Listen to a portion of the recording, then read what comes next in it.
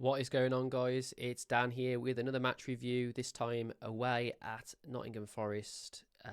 It's finished 1-1 in an absolutely crazy, cagey game. We're going to talk all about it. Stick around. See you in a sec.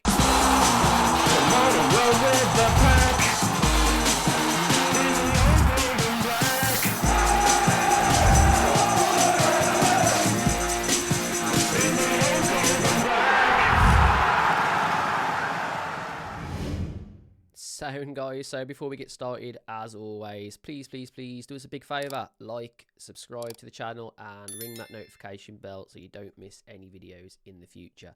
Before I get started, you might be thinking, where is the match review for this? Unfortunately, I was away with a work related incident, and it just meant that a preview was just impossible. Pretty much, we could have done one, but it wouldn't have been to the same quality, wouldn't have offered the same sort of things that the other ones have. So yeah, we kind of left it not doing one, basically, but we're trying to do as many as we can. Here's the match review. Thanks if you've tuned in to any of the videos recently, but yeah, we'll get straight into it. So it finished 1-1 against Nottingham Forest away. And it was a very, very cagey affair. Let's be honest. It was one of those games that I don't think will live too long in the memory as the season goes along. But I do think it was one of those games where a lot happened, and a lot of negative things happened. But we saw some positives as well. So there's going to be a bit of a mixed review. Yeah, let's get straight into it. So this is how Wolves lined up. Apparently we started in a 4-4-1-1 formation. So it didn't kind of look like that to me, though. But apparently that's how we lined up. Let's go through sort of how they think we lined up. So John Stone was in goal, got his debut between the sticks. We had Mascara, Dawson in the middle of our defensive four, Semedo and Totti Gomez either side of those. We had a midfield four apparently of Joe Gomez and Lamina in the middle, and on the edges we had Bellegarde and Ait Nouri. We had Cunha operating in a 10 role, and then further forward from him was Strand Larsen, who of course played as our out-and-out 9. And before we even get started, can I just say, yes, okay, we may have told everybody that that's how we were going to play, but we were so all over the place today. And before you think that that's a negative, there were positives to how adaptable our formation was, but it did lead to some pretty hard watching. But let's just go over the first half, and then we can sort of get a better sort of view on what's happened. So in the first half, as you can see, it was 50-50 in terms of possession. But we had a slightly higher expected goal ratio. Same amount of shots. We had 3 on target. They had 2. We had 2 big chances. We put one of them away. They had no big chances, but scored from a set piece. Yeah, so there was. If you look at that, you'd probably be thinking that Wolves really were the better team. In that first half.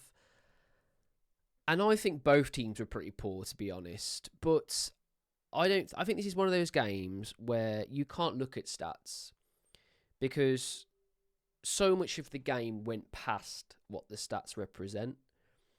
I actually think Forest played really well. I think they defended really, really well. They were very resolute, really hard to break down.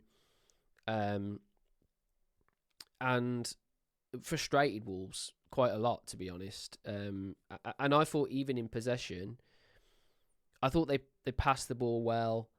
and seemed to just kind of have a game plan. And I just don't think that, even if Wolves did have a game plan, I don't think that I saw enough to say what we were even doing. So it was a really, really strange football match. But in the first half, I think that it's fairly even. I just think that Forest possibly deserved to be ahead. And it was just a bit of a hard watch. But let's talk about where those goals come from. So obviously, Nottingham Forest scored first. They scored from a corner, and it's one of those where it was a stupidly it was a stupidly awful bit of defending from Wolves. Chris Wood has got an absolute acre of space surrounding him. It's ridiculous how much space he's got. It's ridiculous how he just towered over the two guys marking him in Aït-Nouri and Totti. He just made him look silly. Towers over, gets a good head to it, and I actually think there's a slight deflection, or at least the movement in front of Johnstone kind of puts him off from Mascara, and it ends in the net, and it's 1-0 to them, and you're thinking, very frustrating, but you know what, if Wolves get back into it, it does look a bit like a tight game where it could go either way. And then all of a sudden, Wolves kind of come into their own. They start sort of knocking the door a little bit, trying to ask a question. And the question's answered. And the question's answered in a way that Wolves were told and a little bit criticised. And rightly so, to be fair.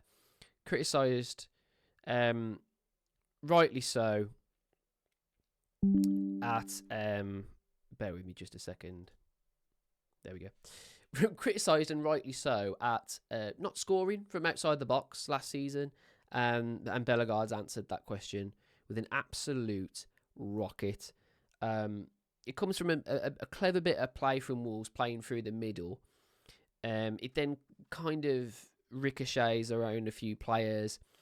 It then ends up on a Forest sort of clearance, like a half clearance, and it ends up on Bellegarde's right foot. I think he takes like one small touch to keep it under control, and the second touch is just an absolute rocket that sort of lifts and bends, and it's got a lovely bit of movement on it. And I think that little bit of movement is what sends it past the goalkeeper, and it's 1-1. And you're thinking at that moment that, like I said, it really genuinely could go anywhere, this game. And really, what happened was Forest started coming back at us again. We didn't put our foot on the gas enough to get another goal, to demand more from the game. And ultimately, there was just zero control. There was no control in this game whatsoever. From minute one, Wolves just could not control the football. And it absolutely begged for a Doyle or our new signing Andre, because they are just better at keeping the ball and making the ball tick. Lemina and João Gomez are fantastic players who both did great today, but they are not that kind of midfielder. And really, that is pretty much what created all of the problems. Was there was just no control. Now, the main issue, we can talk about it now, to be fair. Let's go back over to our lineup. We see how we set up here. So we've got Aït-Nouri and Totti Gomez on this side. Now, this side here is notorious after that Chelsea game for just leaking goals for fun and just being a general area where there was a lot of issues. Now, these issues arose pretty fast, and what the problem was that Totti Gomez and Aït-Nouri seemed to just go completely missing, and sometimes Totti Gomez was literally where the corner flag is over here instead of where the corner flag is over here. It was like the opposite side of the pitch.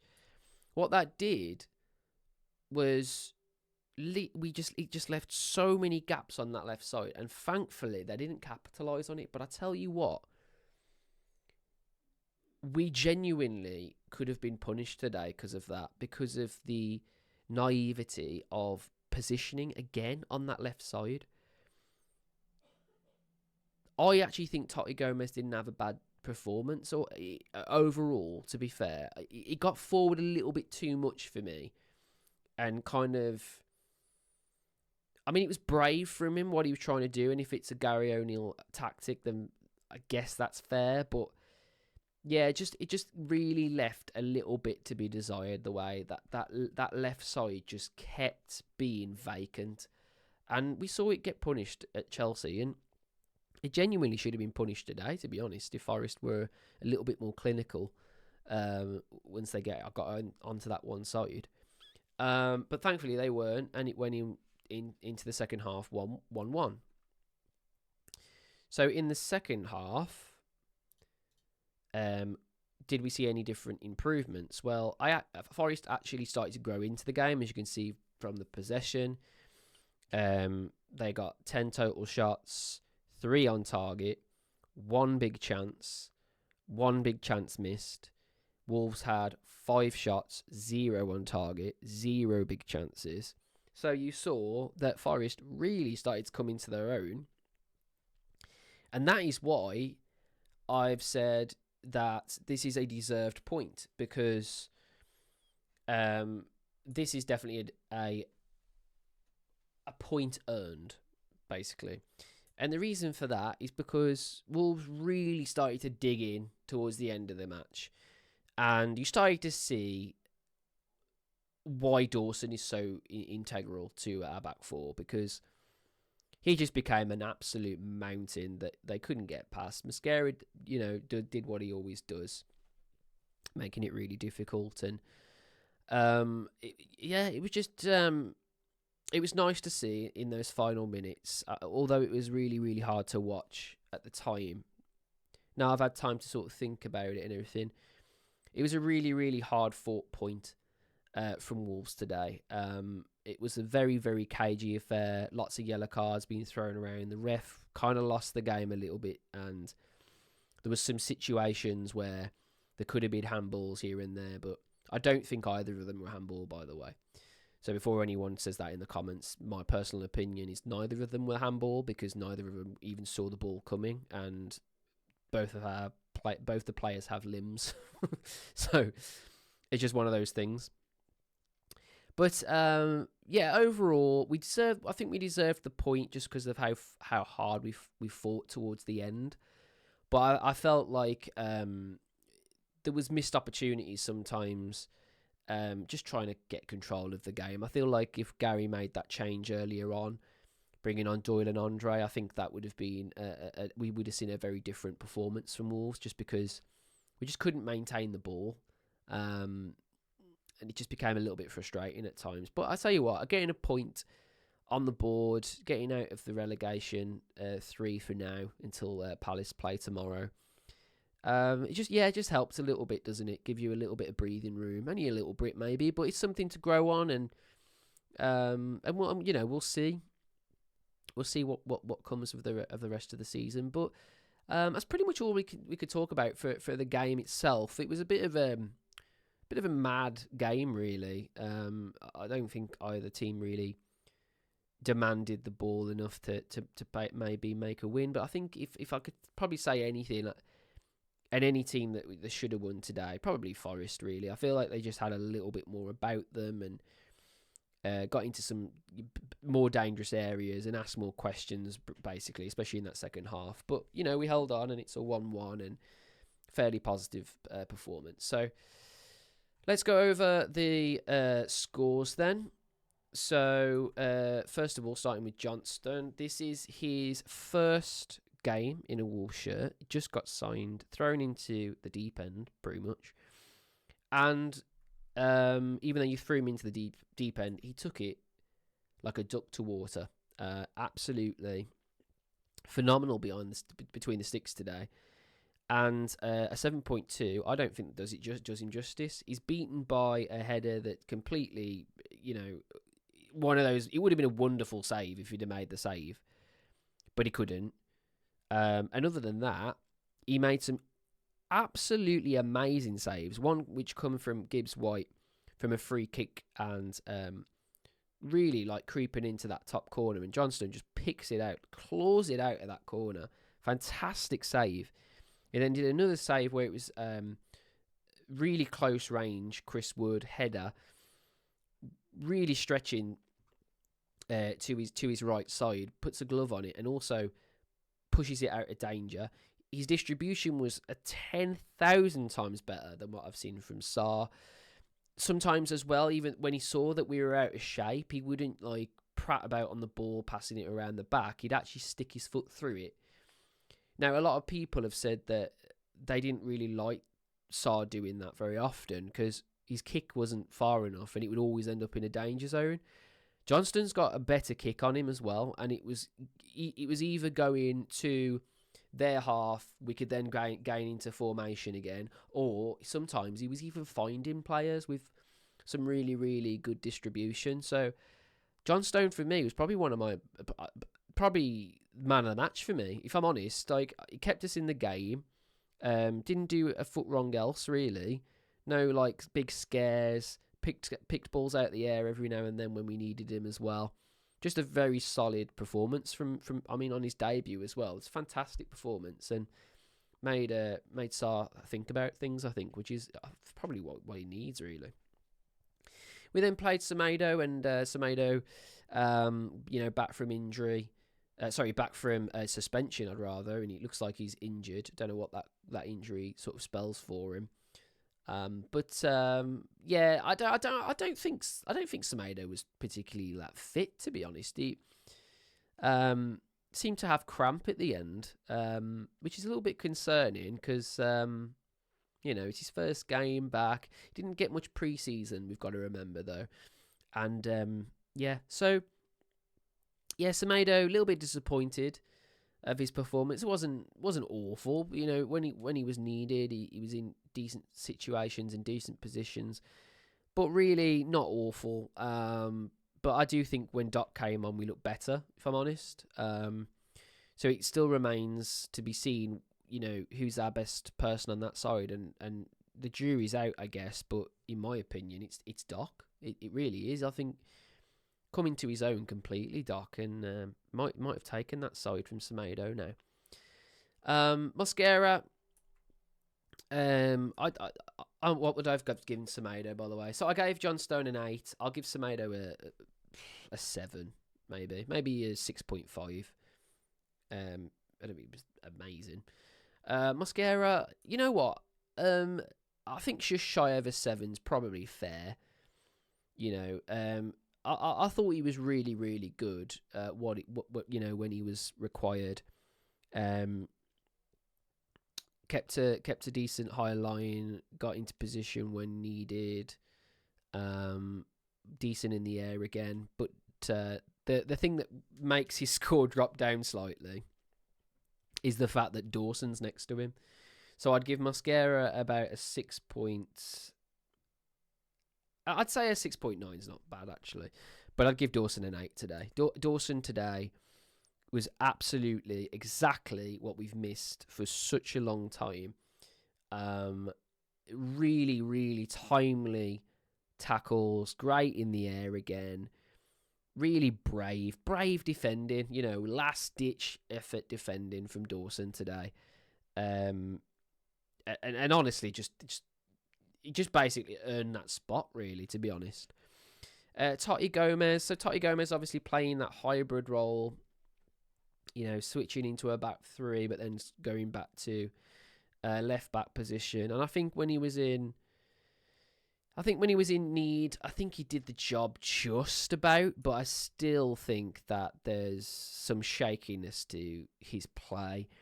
His positional skills sometimes as well are probably some of the worst I've seen in this Wolves side. Like, I still don't know whether this is an instruction from Gary or not, but being that high up the pitch when Aït-Nouri is also high up that pitch is super risky. And at times, like, he fucking terrified me, to be honest. So I would probably say a 6.5. But yeah, just very indecisive sort of player that I'm not sold on just yet. But yeah, 8 Nori, another okay performance, but again, exactly like I was saying about Totti, when he was needed to come back a little bit to help Totti out, he wasn't there. There was only a few times where he made that 5 again, and if that's what they're trying to do, like a hybrid 4 and 5, he needs to get back a lot sooner, and he needs to start closing down these wingers that are coming at us, because he was just letting them run, and it's really unfortunate. I think, even thinking him going forward, I don't think it really created a lot. Like, he had some decent spells passing the ball back and forth with Cunha and everything, but I don't really remember anything that was clinical enough to say, you know, he deserved to be on that one side ahead of one of our wingers that was on the bench. I'm just not sure.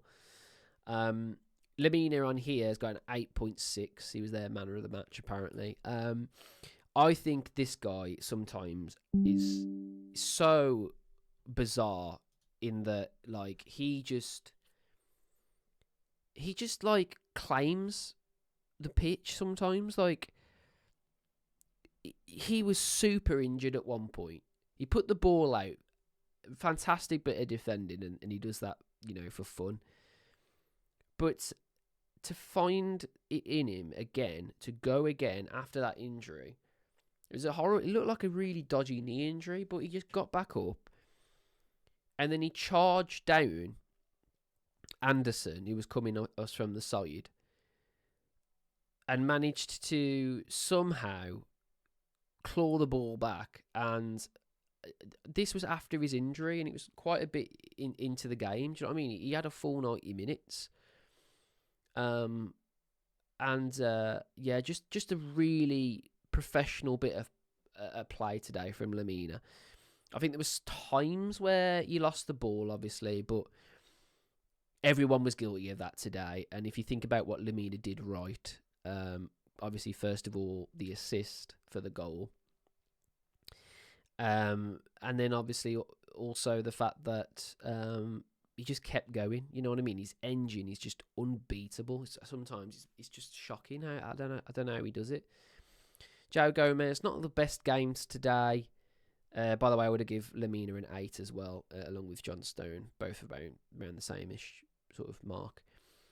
For João Gomez today, disappointed me a little bit. I'd probably give him about a 7. And by the way, I don't know if I rated 8 Nori, but I'll probably give him a 6.5. It just, I don't know, sometimes not a bit rash today. You saw the rashness of his play, and something that definitely needs a little bit more polish was that sort of not tackling and sort of waiting for other players to get into some spots. Sometimes I just think, like, sometimes he thinks about the tackle before he thinks about what that's going to, like, result in, or where that's going to, you know, he feels like he's always thinking about that next tackle instead of keeping the ball, moving the ball around, and whatever. So, yeah, it's a hard one today for João Gomez. Like I said, I probably stick to like a 6.5. Bellegarde got a 7.1, probably only for his goal, to be honest, because after his goal, I don't really feel like he did a lot at all, really. So I'd probably give him about a 7 because of that fantastic goal. But other than that, can't recall of too many times where he was threatening at all or whatever. So yeah, probably an even score really for a 7. Cunha was all about the pitch today, doing a bit of everything, to be honest. I think I like the same with Strand Lars. I feel like both of them sort of performed the same sort of role, which was just get about the pitch and make it as big as possible, or as small as possible at times when it meant defending. So I've kind of ranked them both a 7 in my opinion. I feel like Larsson giving a 6.4. I don't think that's particularly fair.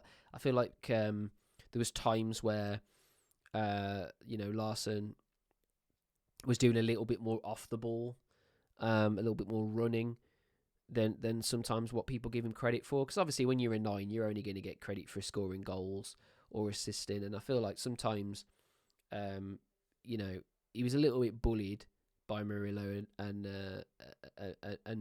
Milinkovic, but I thought he did all right again. And I feel like Cunha did what he does best, getting us up the pitch, getting us into decent areas. Just everything. Everyone could have just done a little bit better today. But individually, I feel like there was some good performances. And ultimately, that's John Stone and Lamina for me. Those were the standout performers for me today. And Dawson, of course, as well. So if you look at our spine at the moment, it does look very, very good, doesn't it? As long as the people at the other side of that spine are doing their jobs, then we shouldn't leak too many goals.